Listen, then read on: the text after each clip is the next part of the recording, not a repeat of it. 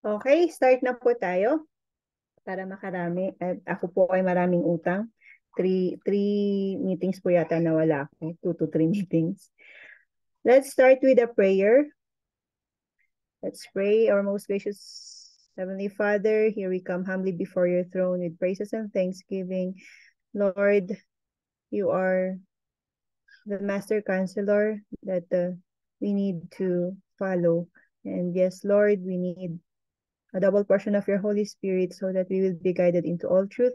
We will be convicted and converted every day, and we will do the tasks that you have given us with all our hearts, giving you glory and honor.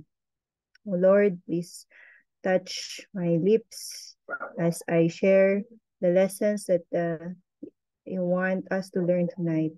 We ask all this in the name of our Lord and Savior Jesus. Amen. So, bali po,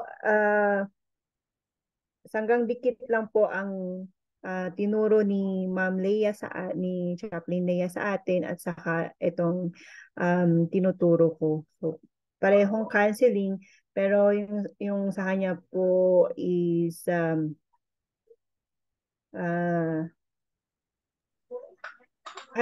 pa yun? CCC 100 at saka biblical yung hawak ni Ma'am Leia, of which is very important lalo na at Adventist chaplains tayo. So the last time po na nag-meet tayo, I shared about the 3 core essential counselor qualities. Mayroon po bang nakakaalala sa inyo kung ano po yung mga tatlong yun? Starts with G, then U, and then E. Sino pong nakakaalala? Anyone?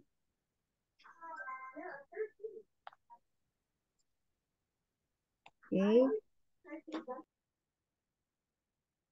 So, sirit na. So, una po, genuineness. No? Dapat maging genuine tayo. Totoong-totoo na we have that heart to care. Hindi dahil um, it's our job, but because it's in our lifestyle. It's our great commission. Okay? Hindi lang compliance, but nasa pagkatao na natin talaga na gustong tumulong. And yung you, unconditional positive regard. So yun, kung genuine ka, may unconditional love ka. Hindi yung dahil, yun nga, para may award ka, para may silbi yung badge mo, yung tsapa mo. No. It's about unconditional positive regard. And the third one is empathic understanding. So, lagi po nating maririnig yan kung counseling, laging may empathy, empathy, empathy. Anong empathy? Ilagay mo yung sarili mo sa frame o sa sapatos nung kinakausap mo. Okay? Yung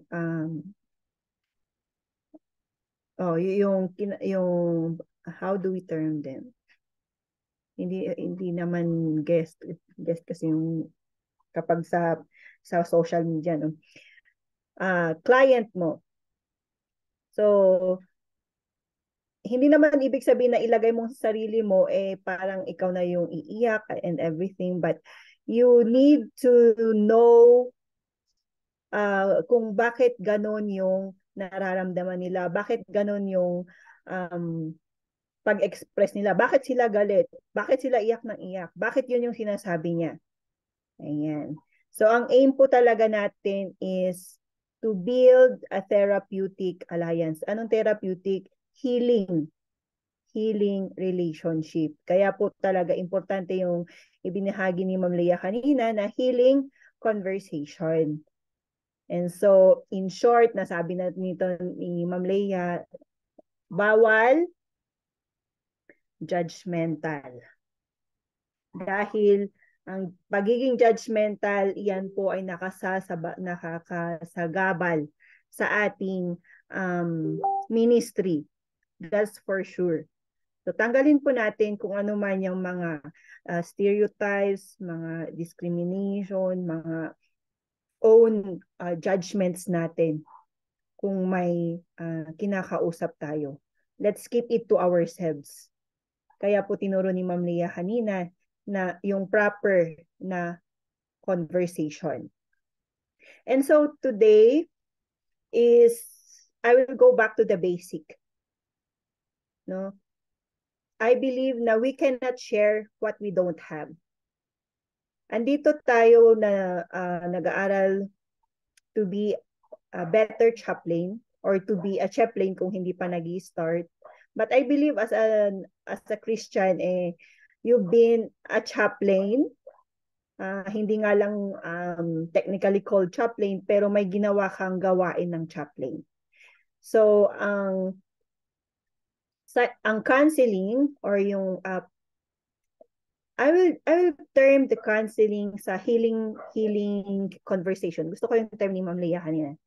Ang healing conversation, kasi ang counseling naman is healing conversation, is a spiritual gift. Tama naman, di ba? Opo, nasa Bible po yan. So we have gifts and we differ sa mga gifts na yan. Hindi po lahat ay nakakaya ang gawain ito. So praise the Lord that you have felt the calling to be a chaplain. So please use your gift in a way that glorifies the Lord. If you are a counselor, verse 8 ng Romans 12, if you are a counselor, use your gift to comfort and exhort. Exhort means to uplift or encourage. Okay? A chaplain is someone who gives.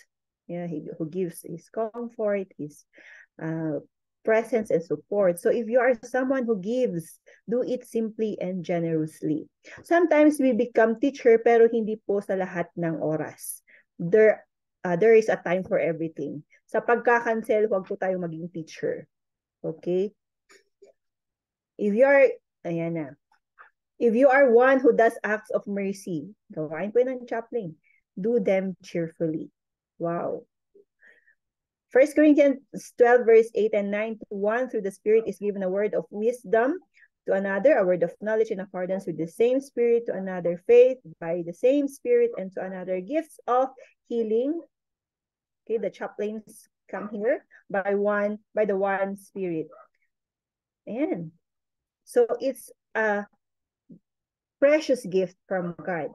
And so habang ginagawa natin yung ating trabaho as chaplains, inuulit ko lang po, nire-reinforce ko yung sinabi ni Ma'am Leah kanina, that we have to behold our greatest and model counselor, and who is Jesus Christ. He is our wonderful counselor. And kailangan, bago po tayo, sa mga hindi pa po nag-start or sumali dito, gustong sumali dito pero hindi alam kung paano magsimula na maging chaplain, paano ba? Sige, makikipag-aral ako, pero paano ba? Ano bang gagawin? Of course, you have to start with yourself. Again, you cannot share what you don't have. So you must know your self. You must have self-awareness. So let's see kung ano yung mga qualities ng isang counselor as a person and as a professional. Okay? May we take this to heart. Understand this, my beloved brothers and sisters. Let everyone be quick to hear. So let's be a careful and thoughtful listener, slow to speak. Okay? We must carefully choose our words and slow to anger. Let us be patient, reflective, and forgiving. Diba? Oh, pang-chaplain talaga. So, ito po yung mga personal characteristics ng isang effective counselor. Okay, assess yourselves, mga kapatid. Do you have an identity? Okay. Oh, unang-una, okay. You're a male, you're a female, oh sure. Ano pa? Your cultural identity, ano pa? Your Christian identity. You have a unique identity. Okay? God made you unique. And you must hold on to your identity, especially as a Christian, as a follower of Jesus. Pangalawa, At saka itong identity na to, hindi lang yung follow ng tao, okay, ng lead ng isang, kumbaga yung mga kabataan ngayon, they identify themselves sa mga artista, sa mga K-pop na mga artista. So, nawawala yung tunay na identity nila kasi sumusunod sila sa uso. For us adults, kanino tayo nag-identify? So again, dapat nag-identify tayo sa ating Panginoong Jesus.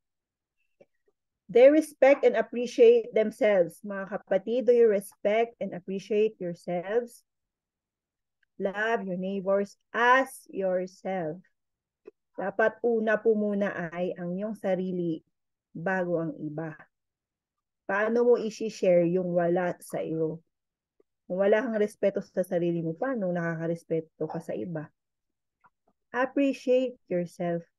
Okay, so naalala ko lang kagabi, medyo nagka problema sa online service namin, and yung kasamahan ko na nag-host or kumbaga siya yung master of the ceremony, parang hindi makaget over na ganun yung outcome, na parang may kulang, mga ganun. Though the service went well, because God is in the service, no? Kahit na may kulang siguro, ano lang naman yung kulang, yung one music, something ganun. Pero parang biniblame niya yung sarili niya, of which na hindi niya kasalanan yun. So, learn to appreciate yourself. Okay. Third, they are able to recognize and accept their own power. Yan, recognize your power, recognize your gift, and accept it. Have you done your spiritual gift test? Sino po sa inyo ang nag-try na nag-take na ng spiritual gift test? Dapat po nagti-take kayo nun. Online hand raise po. Sino po ang nag-take sa inyo ng spiritual test, spiritual gift test? Tayo mga Adventist, we are encouraging that. Si Sir John Paul. Sino pa po? Wala na? Si Ma'am Charlene. Wala na? Wala. Kapag hindi pa po ninyo na nagawa yung test na ayun, si Sir Virgilio, take it. And hindi lang minsan. You can take it like quarterly, because you know what? As you use your gift, God is adding more gifts to you. Nasa Bible po yan, di ba?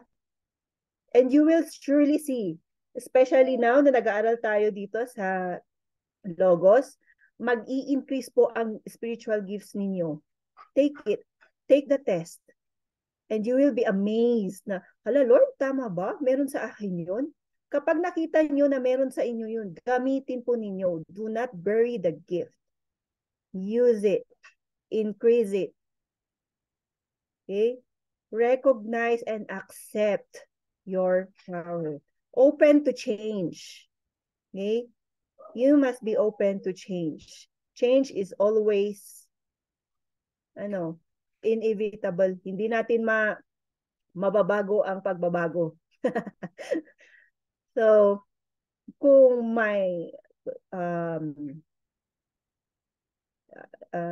objective criticism na sinabi sa inyo, to learn to accept and change for the better.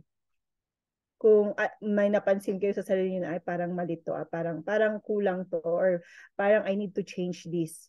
It's the Holy Spirit that's telling you to change it for the better. Change. Do the necessary changes with the help of the Holy Spirit, of course. Making choices that shape their lives. Oh, in connection to number 4. Yes, make choices that shape that mold your life, that polish your personality. Okay? Always choose the better, if not the best. Huwag tayo dun sa less. but choose kung ano yung magpapaganda pa sa personality ninyo, pagkatao ninyo. They feel alive. Why? I'm alert, awake, alive, enthusiastic. They feel alive and their choices are life-oriented. Makabuhay. Life-oriented, makabuhay tayo, no? So, yes. That's why our words alone should be healing. Kasi life-oriented tayo. Nakapagbibigay buhay yung ating mga salita, yung ating mga pangungusap.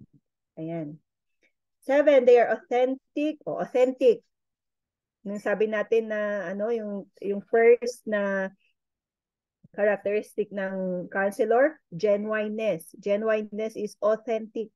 Totoo, hindi plastic. Sincere and honest. Ayan. So, napaka-importante yung mga characteristic po yan. Authenticity, sincerity, and honesty sa isang relasyon. Hindi lang sa pagiging counselor, but in our personal relationships. Number 8, they have a sense of humor. Nabanggit yan ni Ma'am Leia kanina, di po ba? Na down na yung tao, alangan naman na hanggang dun lang. At least make a way to make the person smile. So, mga kapatid, do you have a sense of humor? Okay. Ako po tayo laging masyadong seryoso. At least we have to smile. Okay. Pero be careful with our jokes. Kasi may mga jokes na nakakasakit. Number 9, they make mistakes and are willing to admit them. Tao lang po naman tayo. And hindi porke Adventist tayo, hindi porke yun na nga, nag-aral tayo, chaplain tayo, we are called chaplain officers, we will not have mistakes. But more importantly, dapat we are willing to admit these mistakes. Number 10, they generally live in the present. Importante po yan, lalo na po kapag nagka-counseling tayo. Okay? Talk about the present. Bago kayo mangalkal, na mag-process sa past. Okay? Live in the present. Yes, anak. I heard I am teaching. So, live in the present. Do not worry about tomorrow. Nasa Bible po yan. Let tomorrow worry about itself. Okay? They appreciate the influence of culture. So, we are molded also by our culture. So, we appreciate cultural influence.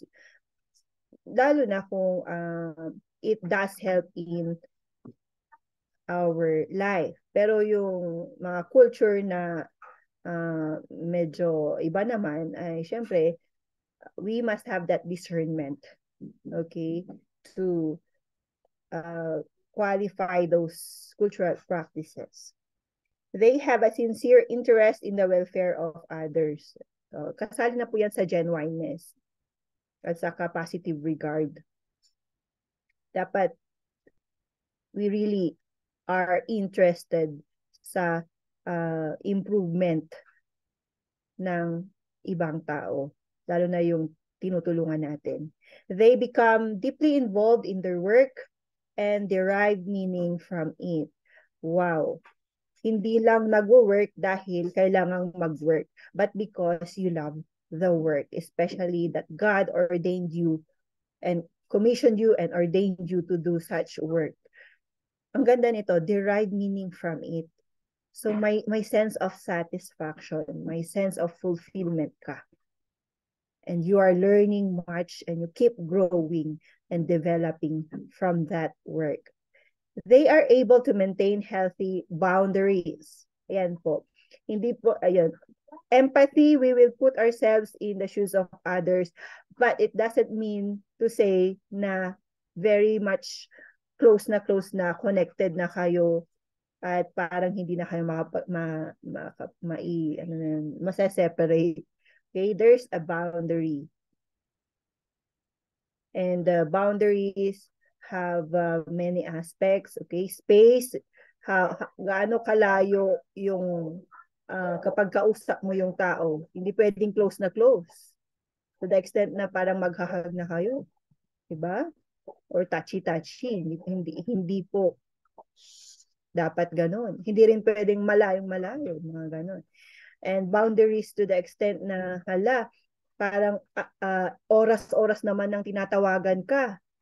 Parang masyado na siyang dikit sa'yo. Wala ka ng space and time for yourselves also. No, you have to set boundaries na at this time, I'm available. You can call me. Ganun. Okay? And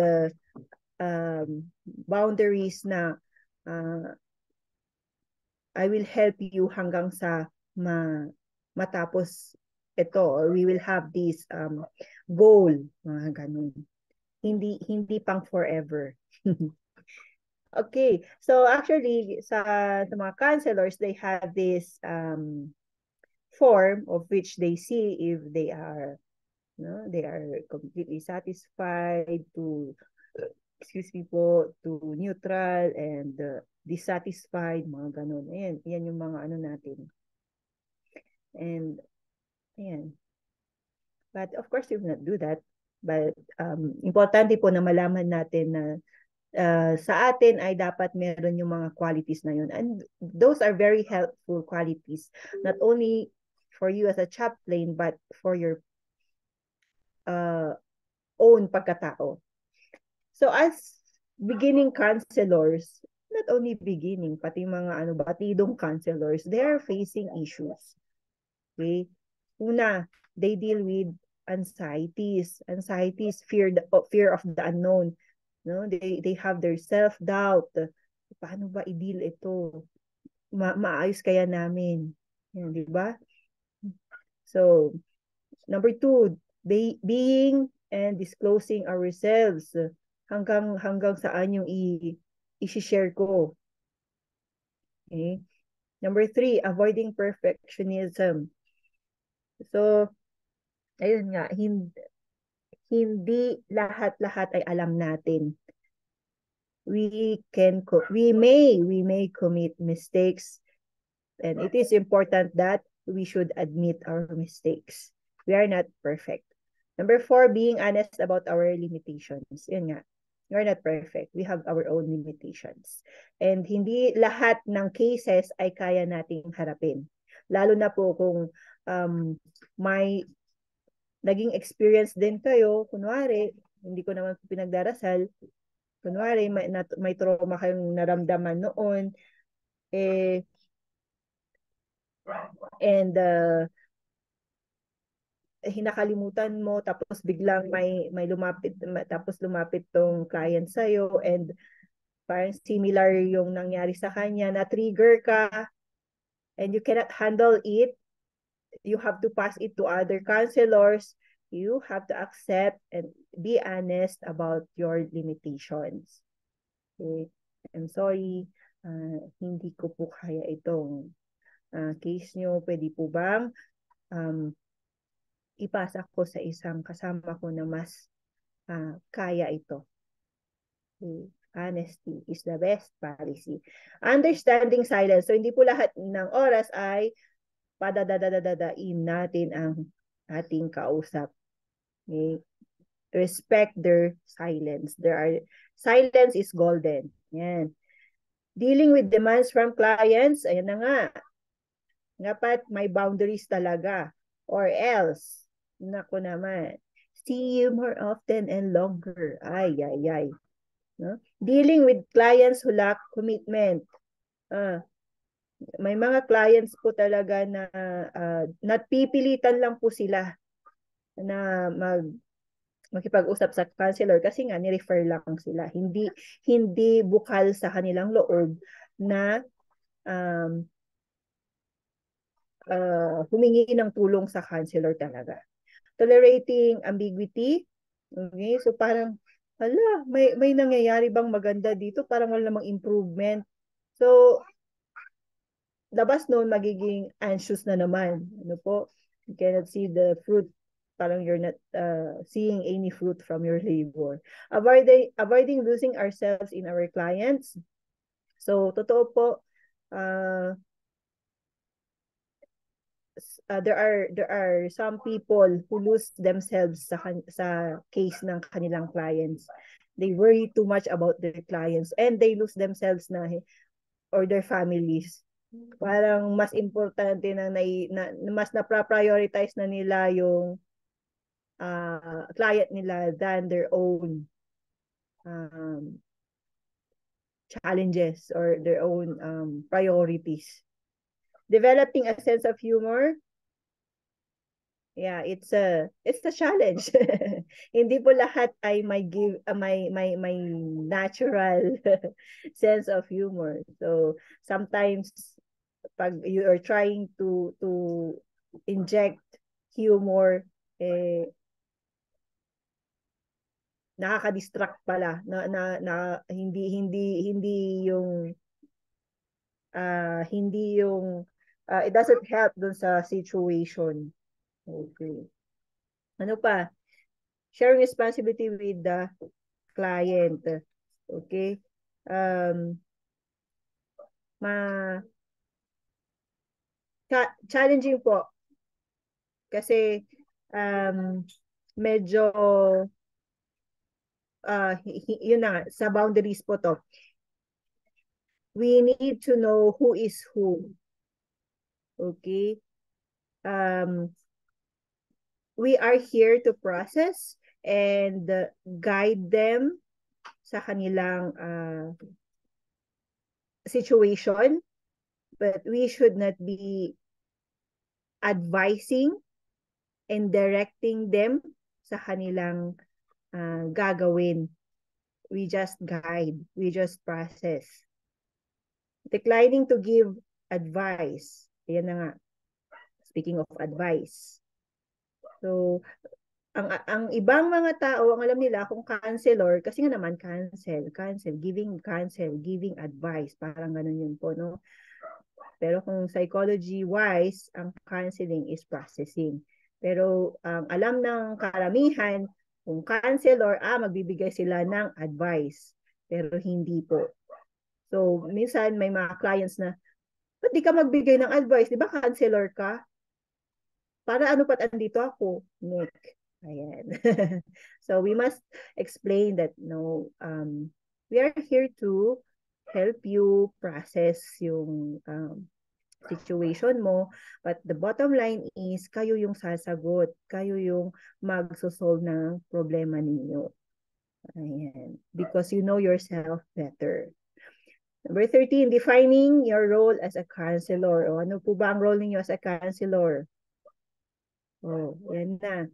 We should help our clients recognize their own strengths, discover what is preventing them from using their strengths, and clarify what kind of person they want to be. Ayan. Another challenge, learning to use techniques appropriately. O naman po naman. Ano kayang technique ang gagamitin ko dito? Oh, let's ask the help of our Heavenly Father for this. So, therapeutic techniques ay iba-iba. Hindi natin pwedeng gamitin ito sa isa and gamitin natin sa lahat. Okay? So, we must really actively listen to our clients and aim to establish a therapeutic relationship so that we can help them be more aware of themselves and the role in their situation. And from learning more about themselves and their situation, we can offer options, pero hindi natin sasabihin na ito, mas maganda ito. No, we will just offer options, okay? And let them decide. Ay, meron pa. How will you develop your own counseling style? Kaysa naman tinutulad natin yung other counselors. It's a challenge. But by God's grace, we will develop our own counseling style. We just seek His help. And keep on reading. Sabi nga ni Ma'am Leia kanina, let's keep reading, let's keep learning, let's keep educating ourselves. Staying alive as a person and as a professional. Sabi po nila, mahirap maging professional. Mahirap mo isabay ang iyong pagiging professional sa iyong personal. But again, it's all by God's grace na makakaya po natin yan. And we can do everything by God, by the help of Jesus who gives us strength. And ang pagiging counselor po ay it can cause burnout. Kasi po parang ma-absorb mo yung negative energy na nailalabas na yung client or kausap. But we should not reach that point.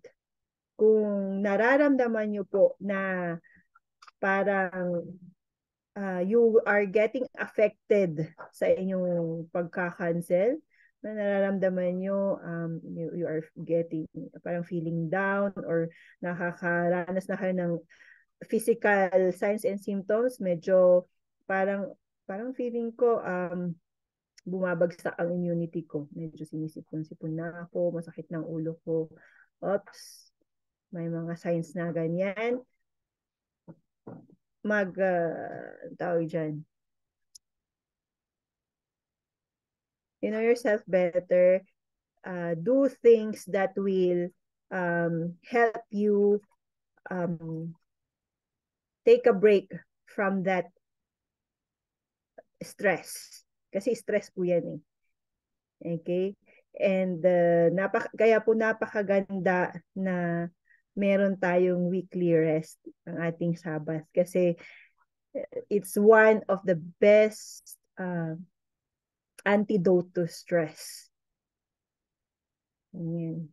And kung kailangan nyo rin po ng kausap, kasi hindi naman pwedeng kayo lang yung absorb, dapat mag-vent out din kayo.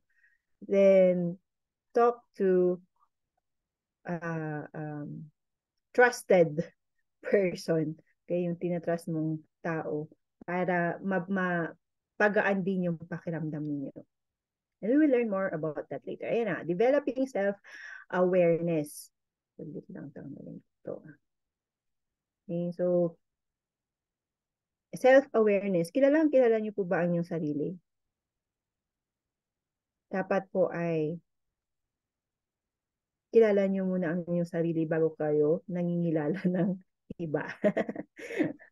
Okay, self-awareness. Ano po ba ang self-awareness? Okay, it's yes po.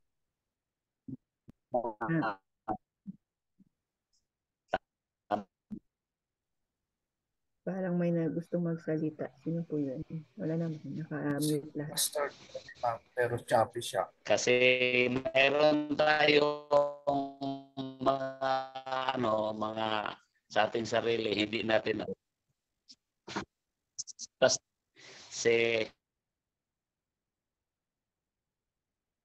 Pastor Terry, alam ko ang ganda ng yung sinasabi kaso hindi po namin rinig lahat. Paki-chat po, Pastor.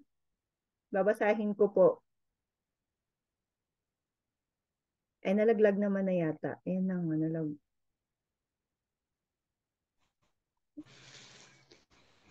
Pastor, paki-chat na lang po, babasahin ko. Okay po, ma'am. Si Chaplain Suniga. Yes, kasi may problem signal ko dito. Oo nga po, ang ganda po ng sinabi ninyo. Kaso putol-putol, hindi namin maintindihan.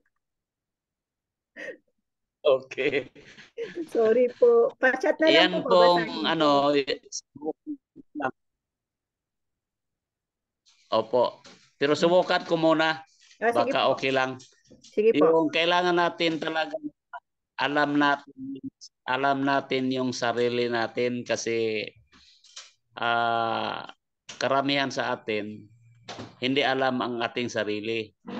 Mas mabuti pa yung kaibigan natin, alam nila ang sarili natin. Kaya kailangan tayo ng mga self-awareness. Kasi yung parang kung hindi ako na mali, yung Johara's window ba yun? Johari's, opo. Oh yeah, yan. Agree ako dyan. Kaya kailangan tayong makinig sa mga sinasabi ng iba tungkol sa atin. Amen. Amen. Opo. Yun po yung isang papagawa ko sa inyo, Johari's window. Okay. Thank you, ma'am. Thank you po, Pastor. Tama po talaga. Baka naman mas kilala pa ng ibang tao ang ating sarili kaysa yung ating sarili. Yeah. So we really need to have self-awareness. So ang self-awareness ay continuous and evolving process of getting to know who you are. So ibig sabihin hindi lang po pang one time. Every day you should know yourself. That's why in the Bible, search me, O God. Diba? And tell me kung ano ang kailangan ko na i-improve. And tell me who I am. Yan. So, we must be aware of our pag-iisip, ang ating feelings, yung ating sensing, okay? Yung ating intuition, attitudes. Alam nyo ba ang mga attitude ninyo? Belief ninyo? Okay? And being aware also of our physical, mental, emotional, moral, spiritual, and social qualities. So mga kapatid, we are all individuals, and individuals mean talagang very unique. Yung sabi nga, ang ating tawag nito, fingerprints ay magkakaiba. Ganun po tayo ka-individual, ka-unique. So, we are only similar in one fact. We are only alike in one fact. And that fact is we are all different. No? So, in psychology, may tatlong models to improve your self-awareness. O, ito mga pwede natin gawin para maging aware pa tayo sa ating mga sarili. Pwede nyo pong gawin ito sa inyong mga sarili. So, meron tayong tinatawag na life chart by Adolf Meyer. Meron tayong Maslow's hierarchy of human needs. At ito ay tinalakay na ni Ma'am Janice, no? Hierarchy of human needs. Pero tatalakayin pa rin natin dito. Yung Johari window na sinasabi ni Pastor Terry kanina. Ayan. So, yung life chart, ito ay pag-record nung inyong major life events chronologically. So from the time na una ninyong yung earliest memory ninyo. Ano yung mga nung pinanganak kayo, syempre hindi niyo pa naalala 'yon. First birthday niyo, hindi niyo naman maalala 'yon. Anong age yung earliest memory ninyo? Paki-chat. Sige nga. Ako, ang earliest ko, 3 years old eh. Nahulog ako from second floor. Lala ko. Kayo po, ano po? Anong age po ang earliest? Ako rin, 3 years old. 3 years old? 3 years old din. Bakit po? Anong nangyari nun? Mga 3 years old sa akin. Ang bahay namin. Kasi naglaro kami ng apoy. Ay, Allah. Ayan mga kapatid. Yung kapatid. Thank you, Pastor. Parang interesting yung buhay niyo, Pastor. Alam niyo po, maganda na gawin niyo po ito. This is personal actually, pero parang gusto kong basahin. Char. Pero hindi pwede. Personal niyo to. At sana gagawin niyo po talaga, ha? gawa po kayo ng life chart ninyo. So from your earliest memory, okay, gawa po kayo ng inyong chart. Isulat nyo po yung naaalala nyo, yung mga major life events ninyo. Pwede rin isulat nyo yung significant illnesses ninyo. Yan. So, sabi ni Adolf Meyer, humans could be understood best through consideration of their activities as experienced on a daily basis and over the life course. Okay? So sa kanya, ito yung style ng life chart niya. No, nag-start siya nung birthday niya yun, no? So, mag-start kayo. Siya, pinanganak siya dito, pero hindi niya maalala naman kung anong nangyari doon. Basta, yung pinakangaalala niya siguro ay dito. Ganyan. Bahala po kayong gumawa kung paano yung gawin yung chart ninyo. Basta chronological. Masaya po yan na gawin. No? It will make you smile. Akin po ba yun? May nag-ring. Ako nga. Sabit lang. Ayan. And yung iba, ganito naman ang kanilang timeline chart. Major events in the life of Pastor Terry Zuniga. Ayan. Okay, answer pa man dad. Ayan. And so, sa iba, may mga legends sila. Pag ganyan, it's positive experience. Pag medyo mas matulis, peak experience. And kapag pa-down naman, negative experience. Ito naman, traumatic experience. Ay, si Captain Samuel Rana, 3 years old ma'am, binagyo kami ng bagyong Nitang, pinakamalakas na bagyo sa Bohol noong 80s. Oh, so usually napansin ko sa mga tinatanong ko, 3 years old talagang earliest memory, no? Usually, yun yung mga sagot sa akin. Interesting. Wow. So try nyo po, when you have your, or be intentional, hindi lang during, uh, hindi lang during your parang free time, but be intentional na gumawa ng inyong timeline chart. Why? Because this is for your self-awareness.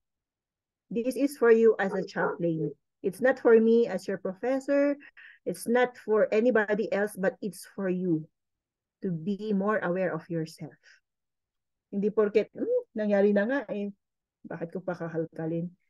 Kung hindi yun nangyari, di wala ako ngayon dito. No. No. Makakatulong yan sa pag-intindi ninyo sa inyong sarili. Bakit ganito ako magalit? Bakit ako nagagalit sa ganitong bagay? Bakit ako masaya sa ganitong bagay? Makikita nyo dyan kung bakit. Yan. So, ayan, you start from your birth date and then you chart your life up to the present. So, i-record nyo yung mga anything significant sa inyo. Illness, mga gifts, changes in the family, school, first boyfriend, girlfriend, marriage, children, yung mga ganyan. Sa Maslow's hierarchy of human needs naman, so ito yung basic needs ng isang tao. So you will check, are these met? Are these five needs met simultaneously sa inyong buhay? Sana po ay lahat tayo ay may full self-actualization. I mean, my self-actualization. Pero hindi lahat ay full self-actualization. Kasi up and down ang buhay natin. Yan. So, is your physiological needs met?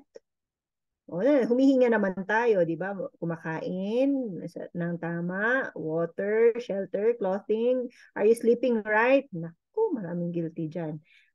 How about your safety and security? How's your health? Kumusta ang work, employment, property, family, social ability? Kumusta na mga yan? Okay ba? Check. Or medyo wala pa akong work, mga ganun. Love and belongingness. How's your friendship, family, intimacy with your wife or husband? Sense of connection. May problema kami ni husband, mga ganun. Ay, medyo, Lord, please help us. Self-esteem. How's your confidence?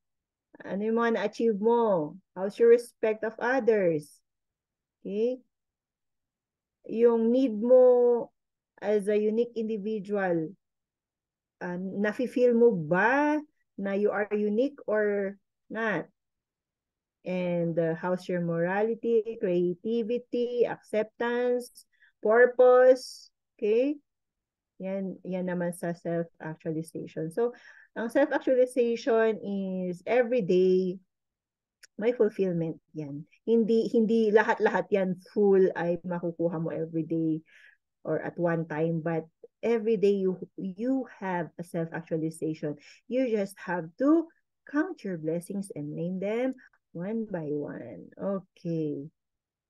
So, when you are using this model for your self-awareness, so where do you think you are now? Dito sa pyramid. Sana naman sa lahat ay check, prayerfully.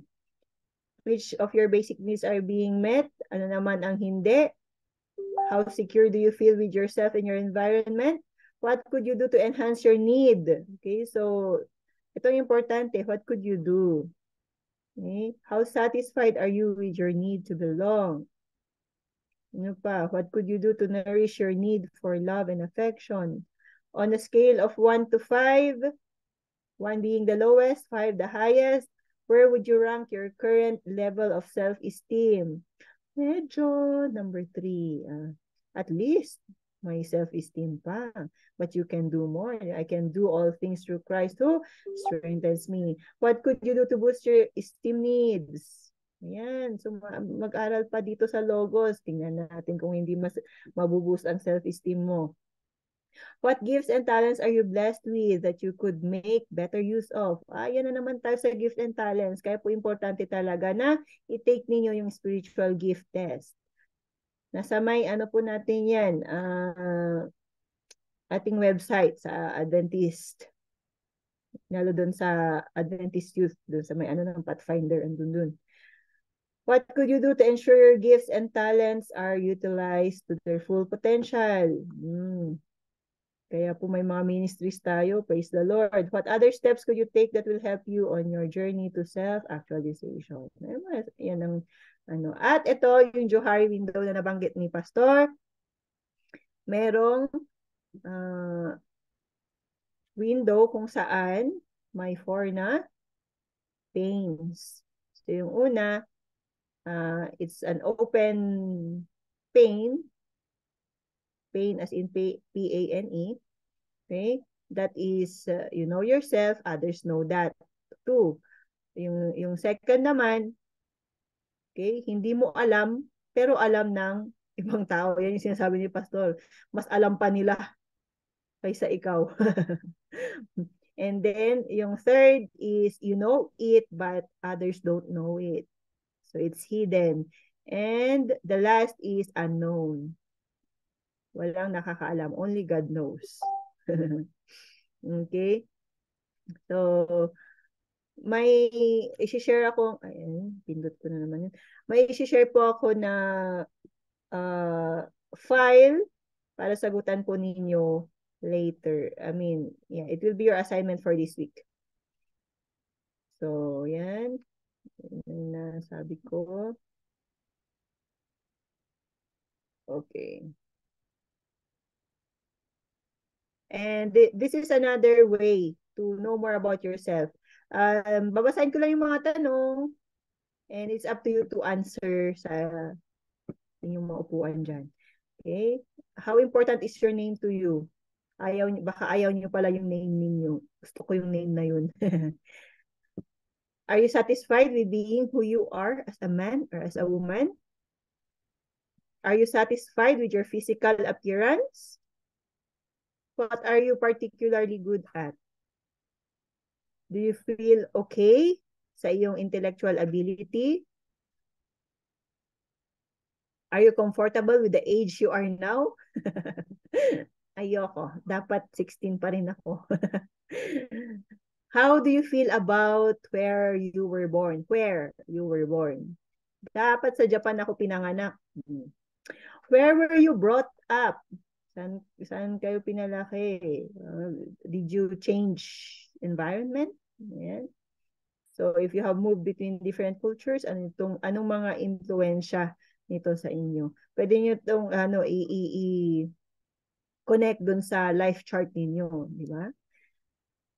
O, sino-sino mga tao ang may influensya sa'yo as you grew up? What is your opinion of your mother? How about your father? Kung wala kayong parents, how is that to you? Mga kapatid mo, what is your opinion sa inyong brother or sister? Kung wala kang brother or sister, mag-isa ka lang, solo child, anong impluensya niyan sa'yo? How about your education? Anong impluensya ng education sa'yo? Ano ang gusto nyong ma-achieve pa? How about employment? You list down your jobs.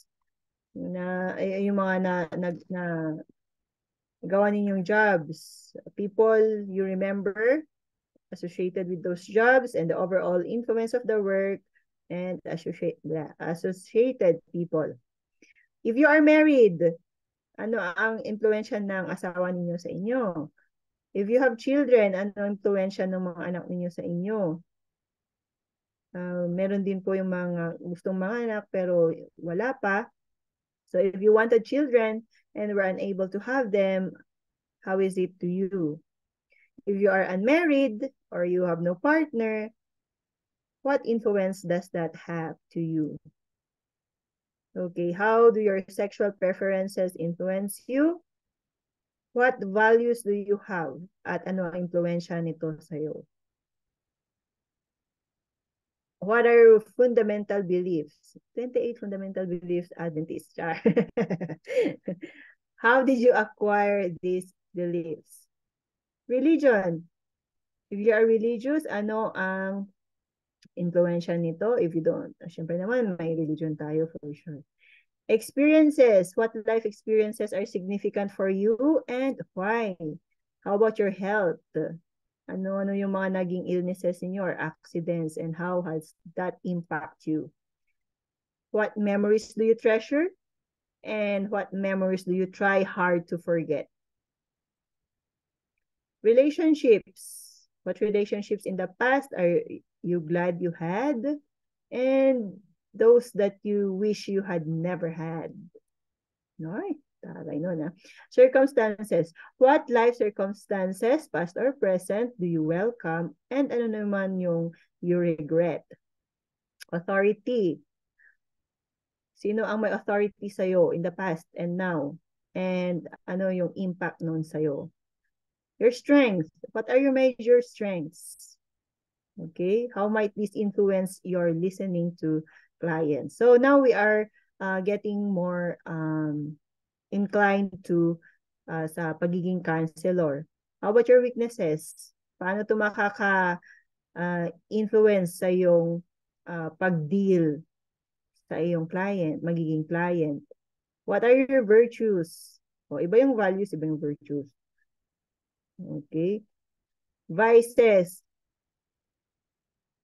Wala naman po siguro. But no, we can have vices like addiction sa social media or mga gadgets. We can never know. Do you have any vices and how do these influence your relationship? Okay. So, ayan po. Sana po ay gawin po ninyo yung self-awareness activities na mga ito. Again, it's not for me. It's more for you. As a person and as a counselor, as a chaplain. Sabi po ni Catherine Mansfield, maganda po to, I want, by understanding myself, to understand others. I want to be all that I am capable of becoming. Sana po lahat tayo ganito ang pag-iisip, na by understanding myself, I would understand others. Diba? So, gusto ko lang pong i-share itong, I use this as my sermon the other Sabbath, hindi kanina, the other Sabbath. Okay? So, it's about Hebrews 13 verses 1 to 3. Let brotherly love continue. Do not forget to entertain strangers, for by so doing, some have unwittingly entertained angels. Remember the prisoners as if chained with them, those who are mistreated, since you yourselves are in the body also. Mga kapatid, from this passage, I have extracted 3 points. Hey, nagamit ko na po ang expository preaching natin. So, the 3 points are through this acronym, ACT, ACT. Una, affection and acknowledgement. Sana po, i-develop po natin ang brotherly love by God's grace. And compassion. When I learned about the word compassion, lagi po natin nababasa yan, no? Lalo sa Bible. Jesus felt compassion sa mga tao na kanyang nakikita. Hindi lang empathy. Kasi ang empathy, you're just putting yourself dun sa situation nila, sa kanilang feeling, sa frame ng kanilang feeling. Pero ang compassion is to suffer together. Okay? And to suffer together, that means you want to alleviate that person from his or her misery. So, gusto mong tulungan siya. Okay? I pray that we develop by the help of the Holy Spirit and by God's grace, that compassion in our hearts as we navigate the circumstances of these brothers and sisters that God puts in our way as chaplains, as counselors. And when we feel compassion, research has shown na ang ating heart rate slows down. Kung nininervyos kayo, ay nako, ewan ko na lang, hindi na yata compassion yun. We secrete the bonding hormone oxytocin. Alam niyo pa ang oxytocin sa amin, sa nursing, no? Oxytocin is, yun yung sinasaksak namin sa mga nanganak para mag-let down yung milk nila, mag-eject yung milk nila. But oxytocin is not only for milk ejection, but it's the bonding hormone. Males also have oxytocin. So, kung yung oxytocin natin ay na-trigger, bonding happens. Kaya po when we feel compassion, our oxytocin is triggered. Wow, just wow sana all, no? Regions of the brain linked to empathy, caregiving, and feelings of pleasure light up. Wow. And it results in us wanting to approach and care for other people. So more and more that we love other people. Ang ganda, di po ba? So, siguro, I said kanina na ma-encounter natin lagi yung word na empathy sa ating counseling subjects. But for me, I want to use the word compassion, because you want to do something to help them out from their misery. And T, transfiguration. Transformation sana. Kaso yung pag word na transformation, pwede ring transformation to the bad or to the negative, di po ba? So, pag transfiguration, it's not only about Jesus' transfiguration, but it means complete. Paglit po, may tumatawag, ha? Ano ko lang. Ayan. in demand po ako ngayon. Okay. Transfiguration, it's a complete change of form or appearance into a more beautiful or spiritual state. Ang ganda. So, ang aim po sana natin is transfiguration, not only for us, kasi we will be really transformed when we help, diba? Mas na papalish tayo, mas nag-i-improve tayo, mas nagiging fulfilled tayo. But not only that, but sana ang aim natin is transfiguration sa ating mga kausap or sa ating mga clients. That they will be more mag-i-improve sila, and more importantly is we will bring them to the feet of Jesus. Yun yung gusto ko po dito, no? Love others as you love yourselves, since you also are in the body. Ayan. So mga kapatid, let's act now. Okay? Sana po, again, be aware of yourselves so that you can reach out better and more efficient sa ibang mga tao. Ito po ang prayer ko ngayon, and I will be sharing with you yung assignment ninyo. So that assignment,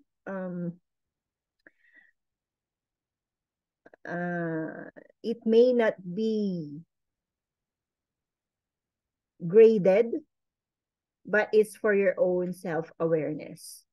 But I can see those who will work on that assignment. So I will base your grade, I will base your grades. So doon sa mga gumawa, makikita ko po kung sino gumawa. Though hindi ko makikita kung ano yung mga sinulat ninyo, pero makikita ko po kung sino gumawa ng assignment. Okay, so thank you po for listening. And I can see na may mga nag-react po. So, yay, praise the Lord, may nakikinig pa pala. Any additional questions or ano po ngayon before we end?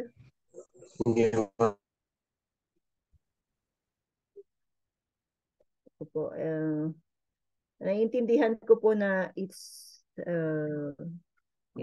a time na we should be resting talaga. Kasi nga, iba yung, though we rested in the Sabbath, iba pa rin, no? Nafe-feel natin yung pagod sa mga oras na to for those full day na ginawa natin. I really understand that, but I pray na kahit na medyo naantok na tayo, ay nakinig pa rin tayo. And you have a great night rest. Be rejuvenated. Happy New Week po sa ating lahat. And thank you, Sir Henry. Ma'am, excuse me po. Yes po, Pastor Terry. Nalanano po yung letter ano ba yun? Yung saak. Kasi naputol yung signal. Anong ibig sabihin yung letter A? Affection po. Yung acronym? Sige po. Para po mas mabasa. Thank you very much, ma'am. Opo. Affection, compassion, and yung mga hindi po namin kaklase sa Alpha, so lang pong i-share na alam niyo po yung paggawa ko noon, yung paggawa ko dun sa mini devotional na yon na shinare ko sa inyo, itong ACT. Natutunan po namin yan sa expository preaching. So maganda po talaga na you grab the chance to study habang libre po dito sa Logos. Marami po kayong matututunan. For me po talaga, ang laki ng aking improvement and development since I studied here. So ayan po, in-apply ko po yung tinuro sa amin na 3 points. Kaya Yan, go, go, go sa pag-aaral. Yes, Sir Henry, may parang gusto ko rin sabihin kanina. Ay, ipapasa pa ma'am yung assignment sa inyo? Actually, yun po, when you fill up the form, automatic na po yun na may maipapasa sa akin.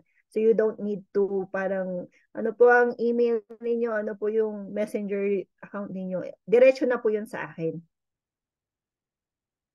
So i-share ko po yung file sa ating group chat and then you will just click the link and answer the form and submit. May button doon na submit. Okay na po yun. Okay po, thank you. Opo. Ayan. So, meron pa po ba? Pag wala na po, we will end with a prayer. And let's call it a night. In 5, 4, may tanong pa po ba or additional? 3, 2, 1. Wala na po ba? Okay. Mag-screenshot lang po ako ng maraming in and out. Mag-screenshot lang po ako para may basis ako.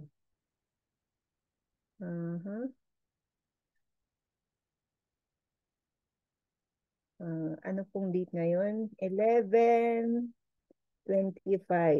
2023. Alright. Next page. Ay, marami-rami po tayo. Praise the Lord. Okay.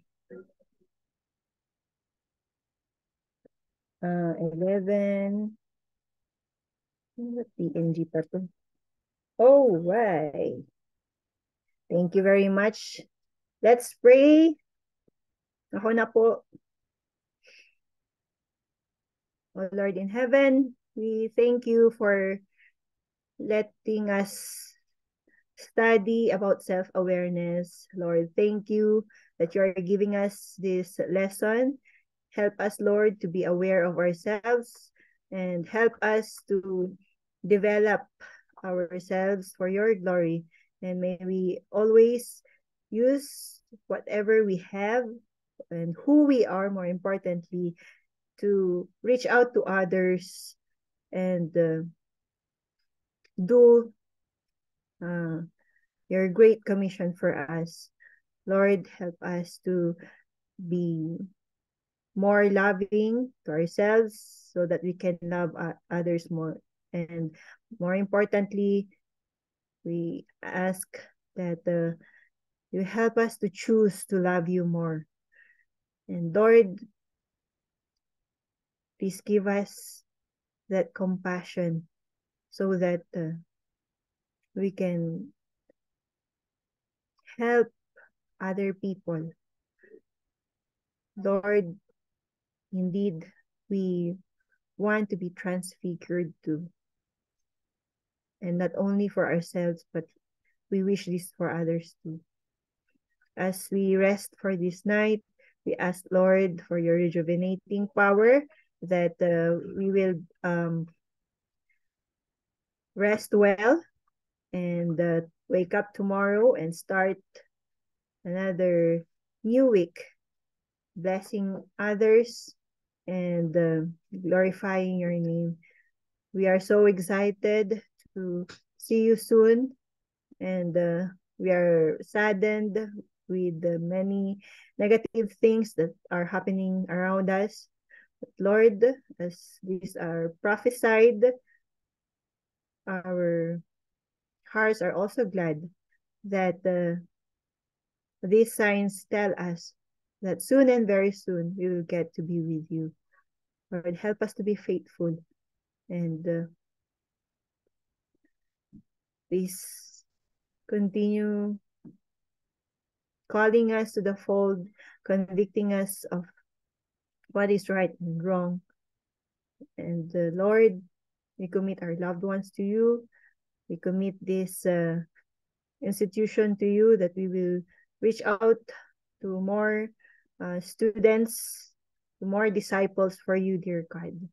And so, Lord, This Logos Institute needs your help and intervention as we are trying to be accredited so that we can do more for your glory. And so, Lord, again, we give you back all glory, honor, and praise. This we ask in the name of our Lord and Savior, Jesus. Amen.